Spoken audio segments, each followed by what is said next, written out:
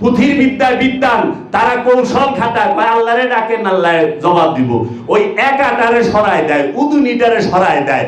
আল্লাহ কইছে একা ডাকো, আর ওরা কয় আল্লাহরে ডাকো। খালি একা যে কইছে, আমি তো একা না, আমারে দেখতে দেখা যায় একা, কিন্তু আমি তো খান্নাত যুক্ত, দুই হয়ে বইছি। সেরেকের মধ্যে অবস্থান করতেছি। আমি সেরেক অবস্থান করিয়া যদি রবের সারা জীবন ডাকি, রব কখনো জবাব দিবে? কারণ সবচেয়ে বড় অপরাধী হচ্ছে সেরেক। এই সেরেকের মধ্যে ডুইবা থাইকা কোনদিন খোদারে ডাকলে হয় না। সিফাত কাকে বলে? বাবা জাহাঙ্গীরের কাছ থেকে যাইয়া নেন। জাতের ইসলাম দুইটা, প্রত্যেকটা জিনিসের দুইটা দিকে, একটা জাত একটা সিফাত। জাত হচ্ছে মূল, আর সিফাত কি?